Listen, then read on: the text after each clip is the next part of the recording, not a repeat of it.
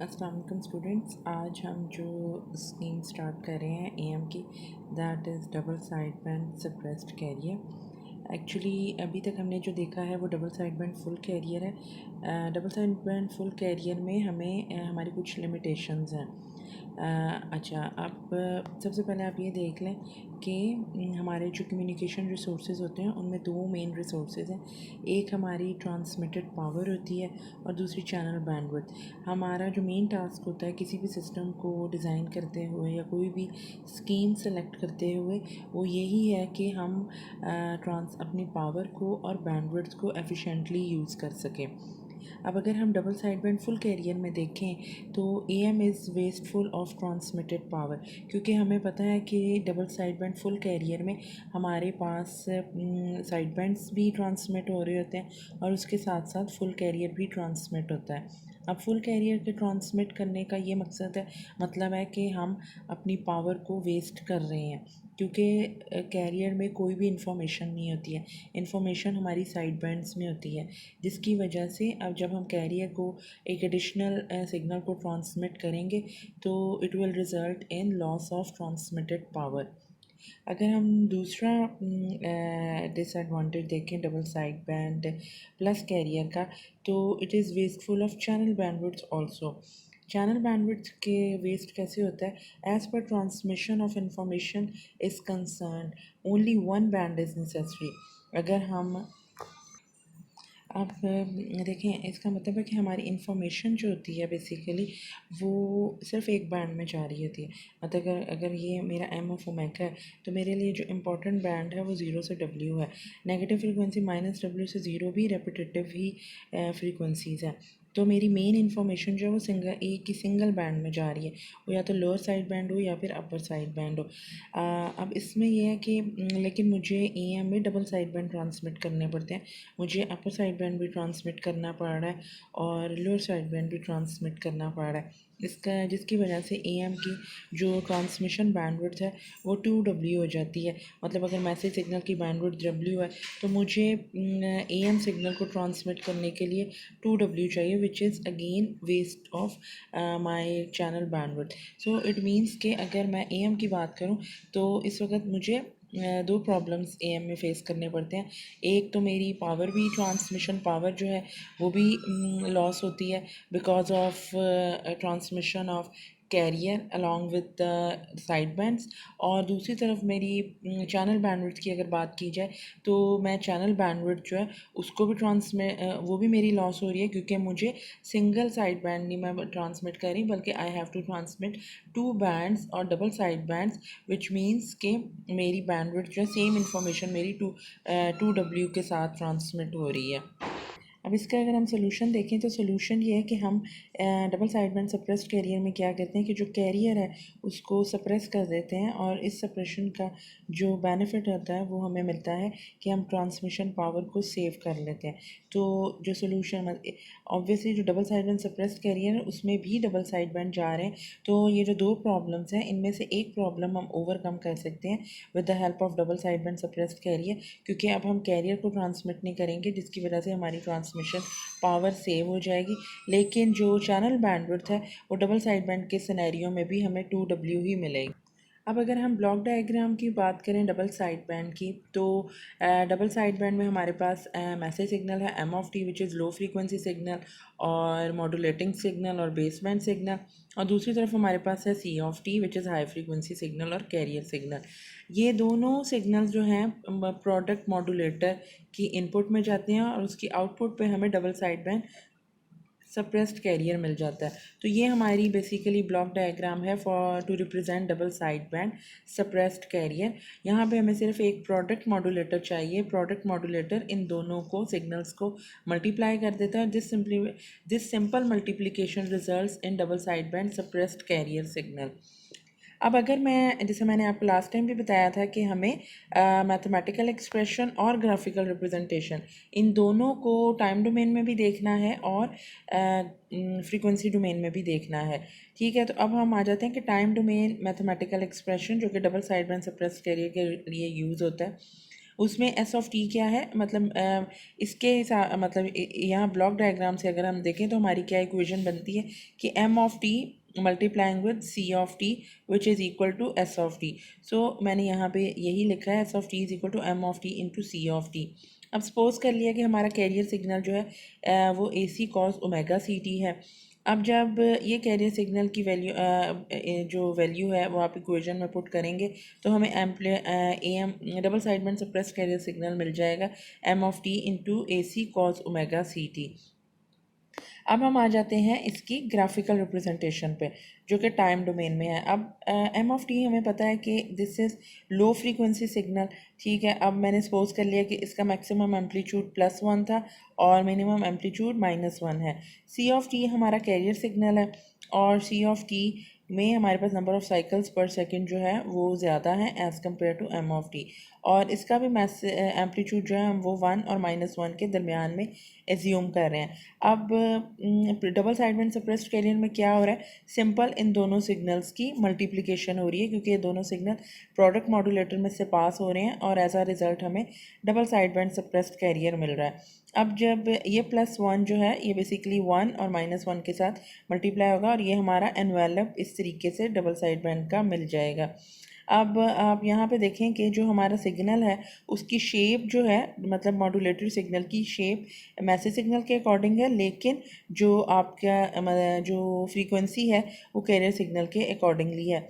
तो बेसिकली हमने carrier signal को क्या एम्पलीट्यूड चेंज कर दिया है according to the message signal, और मैसेज सिग्नल की इंफॉर्मेशन को कैरियर सिग्नल पे लोड कर दिया है। अब आप ये देखें कि यहाँ पे आपके पास क्या है, ये मतलब ये जो आप रेड डॉट्स में जो वेव फॉर्म देख रहे हैं ये बेसिकली वो वेव फॉर्म है जो कि +1 के साथ मल्टीप्लाई होने से आई है, और इसी तरह से जो रेड वाली वेव फॉर्म है ये वो वेव फॉर्म है जो कि -1 के साथ मल्टीप्लाई होने से आई है। मतलब जब ये +1 इसके -1 के साथ मल्टीप्लाई होगा तो यहाँ पे -1 के साइनोसाइड आ जाएगा।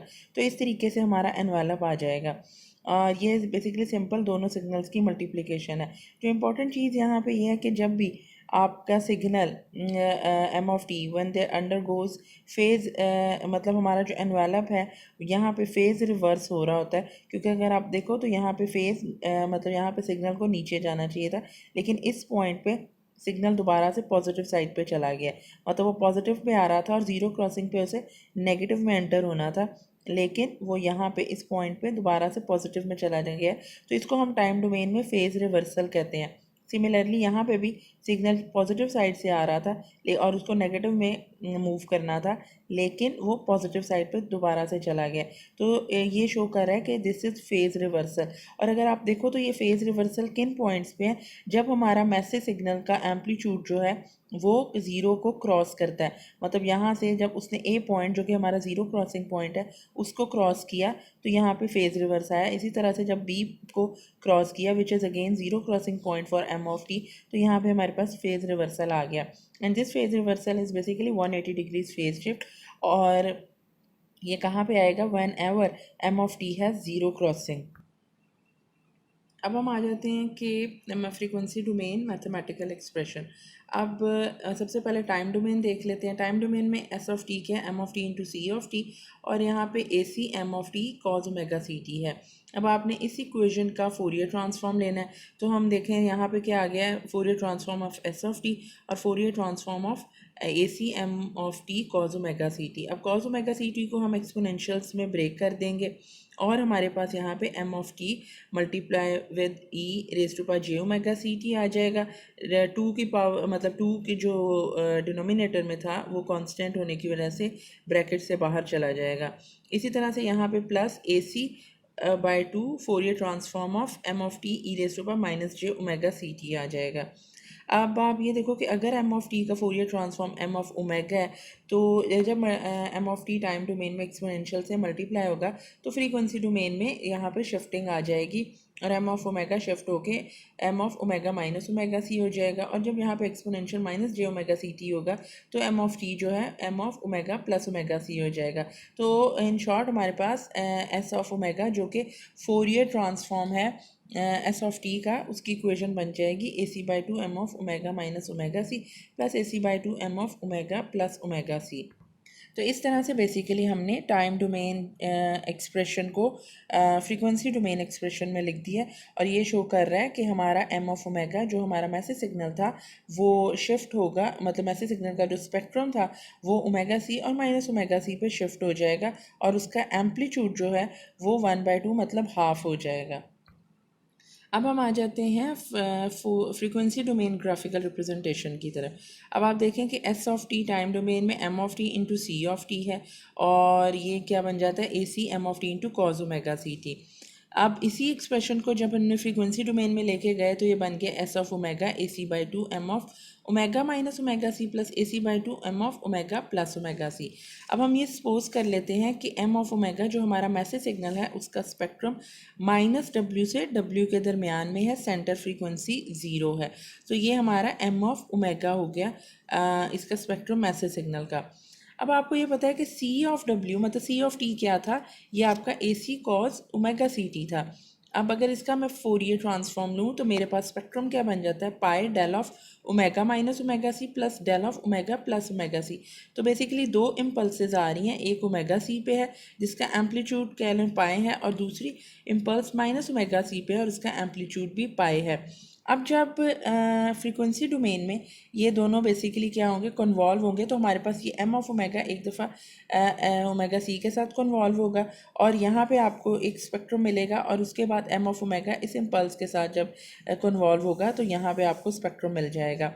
तो यहाँ पे जो बेसिकली ज़ीरो सेंटर फ्रीक्वेंसी थी वो ओमेगा सी पे आ जाएगी और डब्ल्यू जो था वो ओमेगा सी प्लस डब्ल्यू पे चला जाएगा और minus W omega c minus W पे चला जाएगा। तो ये बेसिकली जब एम ऑफ ओमेगा का स्पेक्ट्रम ओमेगा सी की इम्पल्स के साथ कन्वॉल्व होगा तो we will get this side of our s of omega.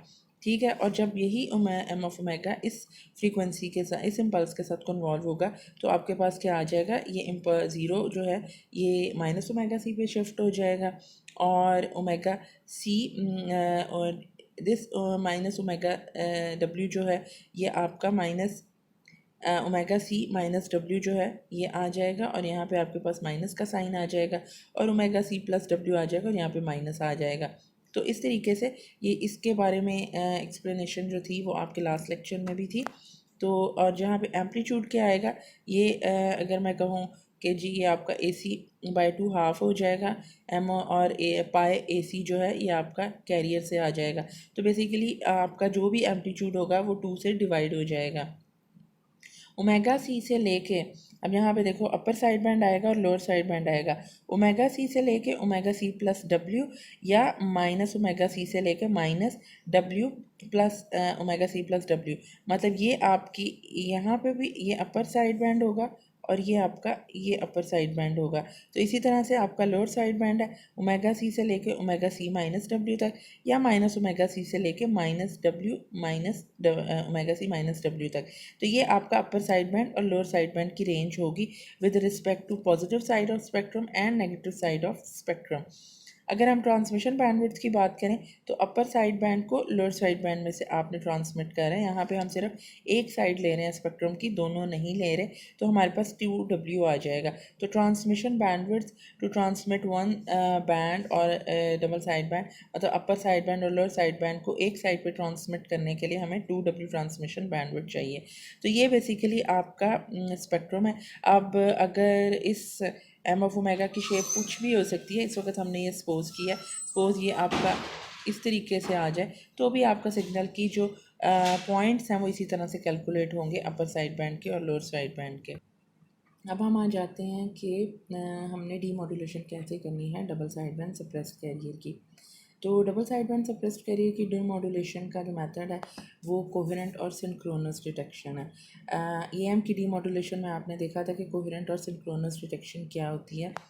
अब इसमें बेसिकली कोहेरेंट और सिंक्रोनस डिटेक्शन में क्या है कि आप अगर हम यहाँ पे पहले पहले ये देख लेते हैं, ट्रांसमीटर साइड पे हमने मॉड्यूलेटेड सिग्नल जनरेट करवाया, एम ऑफ टी को मल्टीप्लाई कराया कैरियर से और हमें एस ऑफ टी मिल गया। अब ये S of T suppose channel से एक आइडियल चैनल से ट्रांसमिट होके रिसीवर साइड पे आ गया। इसको हम ये कह सकते हैं कि ये हमारा रिसीवर साइड है। अब रिसीवर साइड पे भी बेसिकली आप एक मॉड्यूलेटर यूज़ कर रहे हो और इस मॉड्यूलेटर की दूसरी इनपुट क्या है, वो एक कैरियर है। तो बेसिकली एक लोकल ऑसिलेटर जो है वो जनरेट करवाया जाएगा, लोकली जनरेट कैरियर जनरेट करवाया जाएगा। और ये कैरियर मतलब सी डैश ऑफ टी और सी of T it should be equal in phase और फ्रीक्वेंसी। ये दोनों कैरियर मतलब ट्रांसमीटर का कैरियर और रिसीवर का कैरियर, ये दोनों इनकी फ्रीक्वेंसी और इनका फेज सेम होना चाहिए in order to retrieve your message signal at the receiver side. मतलब अगर आप लोकली जनरेट करवा रहे हो रिसीवर पे, अगर आप लोकली कैरियर जनरेट करवा रहे हो तो इस ऐसी डिटेक्शन या डी मॉड्यूलेशन को कोहेरेंट या सिंक्रोनस डिटेक्शन कहते हैं कि आप यहाँ पे रिसीवर साइड पे दोबारा से एक कैरियर जनरेट करवाते हो और वो कैरियर इस मॉड्यूलेटर की इनपुट में जाता है और दूसरी इनपुट इसकी एस ऑफ टी है जो हमारा मॉड्यूलेटेड सिग्नल है। और इसकी आउटपुट पे आपको वी ऑफ टी मिल जाएगा और उसके बाद इस वी ऑफ टी को आपने लो पास फ़िल्टर में से पास करवाना है to extract your message signal. So here it is assumed that the local oscillator signal is exactly coherent or synchronized in both phase and frequency with the carrier wave used in the product modulator to generate S of t।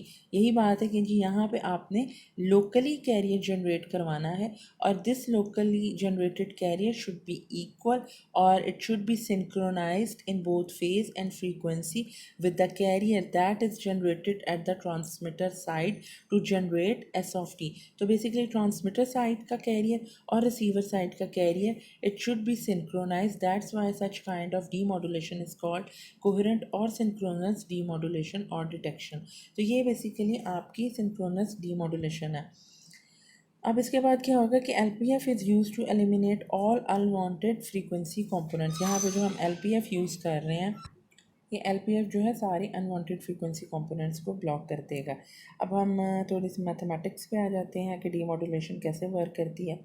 अब हमें ये पता है कि double side band signal is basically given by, ये हमारा जो double side band signal है M of T into C of T which is a C M of T cos omega C T. अब रिसीवर पे जो हमारा modulator है, ये हमारा रिसीवर पे मॉड्यूलेटर है, इसकी इनपुट में एस ऑफ टी आ रहा है और एक दूसरी तरफ सी डैश ऑफ टी आ रहा है।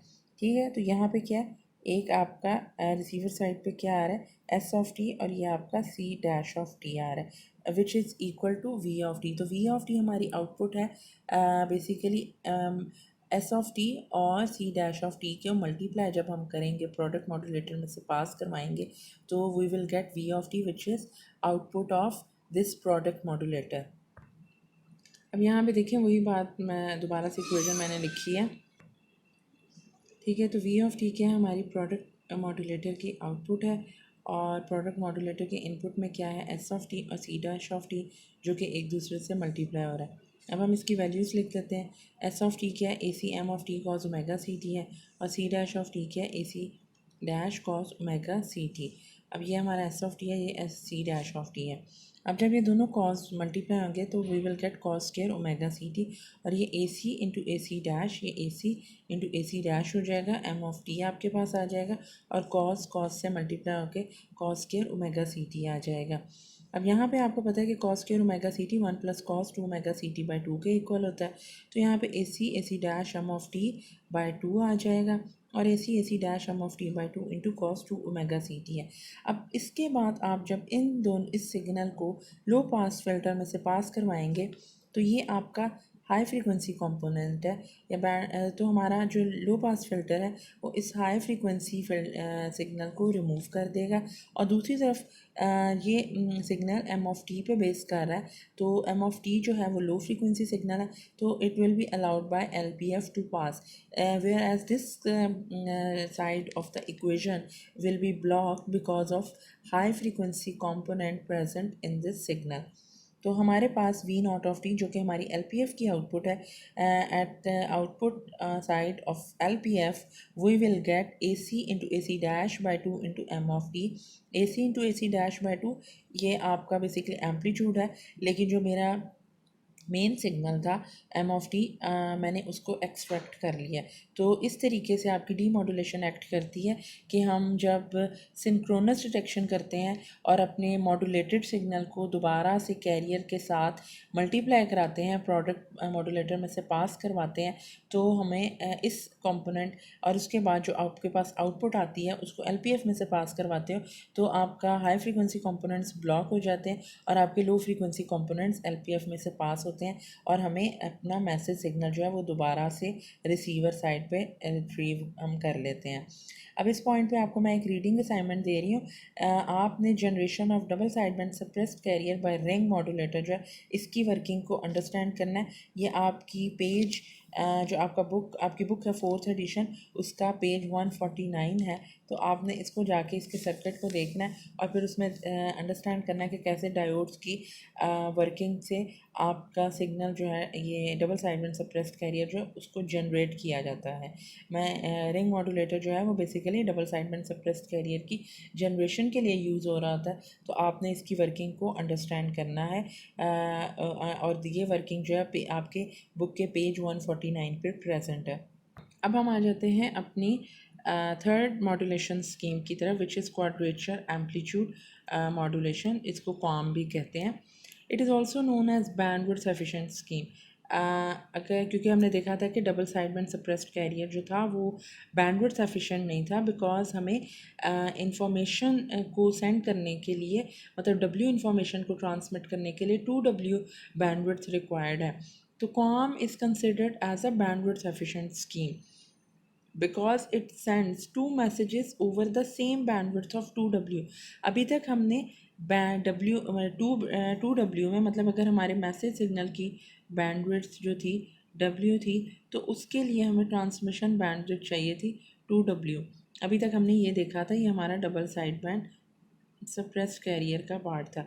अब हम क्या कह रहे हैं कि हम बेसिकली इस 2W बैंडविड्थ में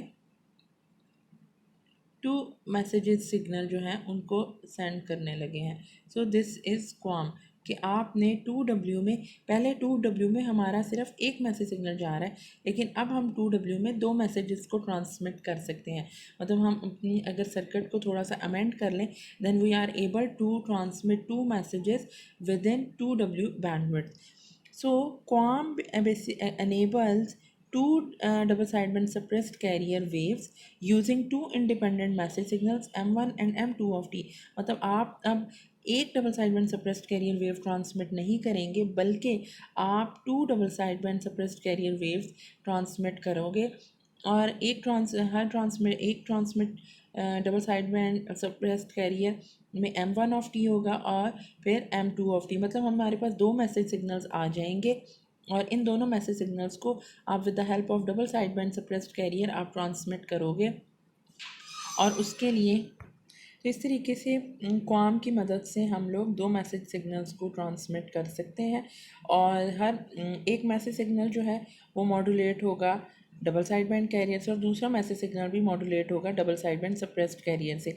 लेकिन हम विद द हेल्प ऑफ क्वाम हम इन दोनों मैसेज सिग्नल को इकट्ठे ट्रांसमिट कर देंगे। तो एक तरह से आप ये कह सकते हो कि क्वाम जो है वो बेसिकली मल्टीप्लेक्सिंग कर रहा है दो double side band suppressed carriers की। अब इसके हम सर्किट डायग्राम को देख लेते हैं, इसकी ब्लॉक डायग्राम को। ये आपकी ट्रांसमीटर साइड है और ये आपकी रिसीवर साइड है। अब हमारे पास एक मैसेज सिग्नल है M1 ऑफ टी। अगर आप सिर्फ इस एरिया पे देखो तो हम क्या कह रहे हैं, ये हमारा double side band suppressed career है।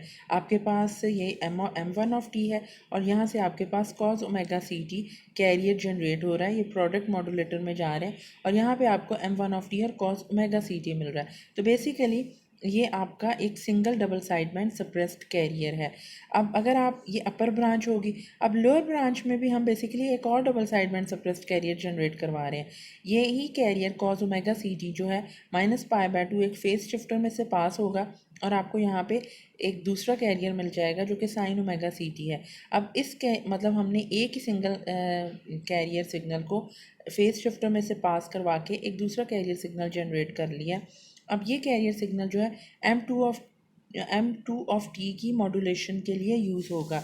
तो बेसिकली आपके पास यहाँ पे एक दूसरा double side band suppressed carrier आ जाएगा which is M2 of T sine omega C T. तो अपर ब्रांच में हमारे पास M1 of T cos omega C T आएगा और लोअर ब्रांच में M2 of T sine omega C T आएगा। इन दोनों को जब आप ऐड कर लोगे, बेसिकली हम मल्टीप्लेक्सिंग करा रहे हैं, तो हमारे पास आउटपुट पे फाई क्वाम ऑफ टी आ जाएगा। तो ये आपका ट्रांसमिटेड सिग्नल होगा। यहाँ पे हमने दो मैसेज सिग्नल्स को यूज़ किया है, सेम चैनल है, लेकिन आपने मल्टीप्लेक्सिंग के थ्रू इन दोनों मैसेज सिग्नल्स को सेपरेटली मॉड्यूलेट करवाया है और इसके बाद मल्टीप्लेक्स करा के ट्रांसमिट कर दिया है। अब अगर आप रिसीवर साइड पे देखो, रिसीवर साइड पे भी double side band suppressed carrier को जैसे डीमॉड्यूलेट किया जाता था, उसी तरीके से इसको भी डीमॉड्यूलेट किया जाएगा। हम प्रोडक्ट मॉड्यूलेटर यूज़ कर रहे हैं। अब यहाँ पे आपके पास सिग्नल आ जाएगा,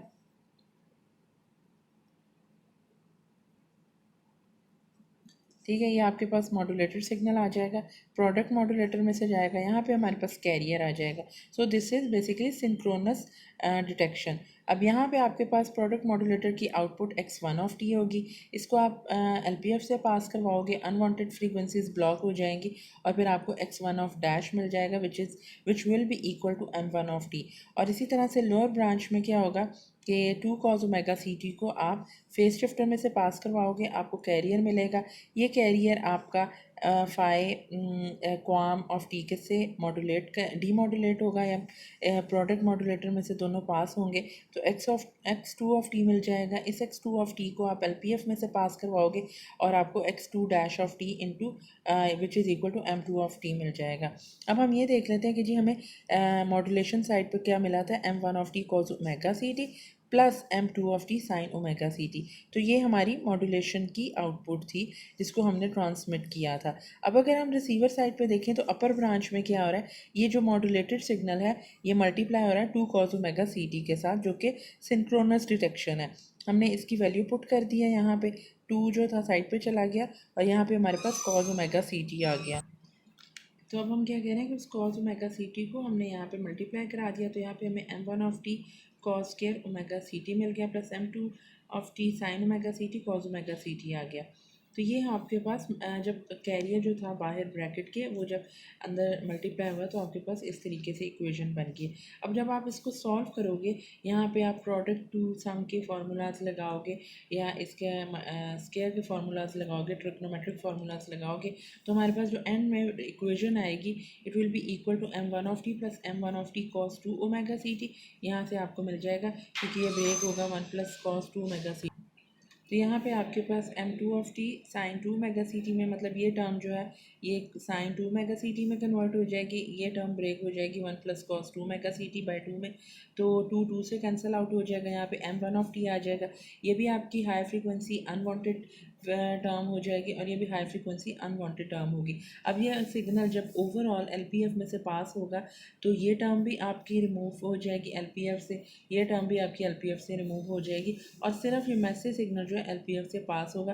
तो इस स्टेट में हम कह सकते हैं कि X1 dash of T will be equal to M1 of T। तो हमने अपर ब्रांच में अपना मैसेज सिग्नल रिट्रीव कर लेंगे। इसी तरह से आपका यहाँ पे लोअर ब्रांच की बात करें तो यहाँ पे लोअर ब्रांच जो है वहाँ पे आपका कैरियर 2 साइन ओमेगा सी टी यूज़ हो रहा है फॉर डी मॉड्यूलेशन। ये सिग्नल जो है मतलब ये कैरियर जो है आपके मॉड्यूलेटेड सिग्नल के साथ मल्टीप्लाई होगा, तो आपके पास आउटपुट आ जाएगी M2 of T minus M2 of T cos 2 omega C T plus M1 of T sine 2 omega C T. ये दोनों टर्म्स जो हैं ये LPF ब्लॉक कर देगा और आपके पास LPF से पास होकर सिर्फ M2 of T आ जाएगी। तो इस तरीके से आपका क्वाम वर्क कर रहा होता है कि बेसिकली हम उसमें अपर ब्रांच और लोअर ब्रांच को मतलब यूज़ कर रहे हैं और एट ए टाइम दो सिग्नल्स को मल्टीप्लेक्सिंग के थ्रू ट्रांसमिट कर रहे हैं। That's why we call QAM as a bandwidth efficient amplitude modulation scheme, क्योंकि आप दो कैरियर्स यूज़ कर रहे हैं और दो कैरियर मतलब एक कैरियर में शिफ्ट दे रहे हैं और उस शिफ्ट की बदौलत आप दो मैसेज सिग्नल्स को यूज़ कर रहे हो और उसके बाद मल्टीप्लेक्सिंग करा के ट्रांसमिट कर रहे हो। तो इस तरीके से आप ये अपर ब्रांच का जो कैरियर होता है उसको हम इन फेस कहते हैं, और जो लोअर ब्रांच होती है उसको आप क्वाड्रेचर फेस कहते हैं। So this is all about QAM. अब तक हमने तीन मॉड्यूलेशन एम्पलीट्यूड मॉड्यूलेशन स्कीम्स को स्टडी कर लिया। एक आपकी double side band full carrier है जो कि आपकी जेनेरिक यूज़ हो रही है। अब उसी डबल साइड बैंड से फुल कैरियर में जब हमने कैरियर को ब्लॉक किया तो हमें double side band suppressed carrier मिल गया है। अब इससे जब हमने इस double side band suppressed carrier को by with the help of multiplexing transmit किया तो हमें क्वाम मिल गया है। अब double side band full carrier का डिसएडवांटेज था कि उसमें पावर जो थी वो लॉस हो रही थी और उसके साथ साथ चैनल की बैंडविड्थ भी वेस्ट हो रही थी। Double side band suppressed carrier में कैरियर को हमने ब्लॉक किया है जिसकी वजह से हमारे पास पावर जो है वो बेहतर हो जाएगी, मतलब हमारी पावर लॉसेस कम हो जाएंगे। और डबल साइड बैंड क्वाम में हमने क्या किया है कि सेम बैंडविड्थ को यूज़ करते हुए दो मैसेज सिग्नल जो है उनको ट्रांसमिट किया है जिससे हमारी चैनल बैंडविड्थ भी इम्प्रूव हो गई है। मतलब हमने मैक्सिमम डाटा जो है स्पेक्ट्रल एफिशिएंसी जो है अपने सिस्टम की वो इंक्रीज़ की है। तो this is all about today's lecture. So next lecture में हम नेक्स्ट मॉड्यूलेशन स्कीम जो है एम्पलीट्यूड मॉड्यूलेशन स्कीम उसको स्टडी करेंगे। Thank you.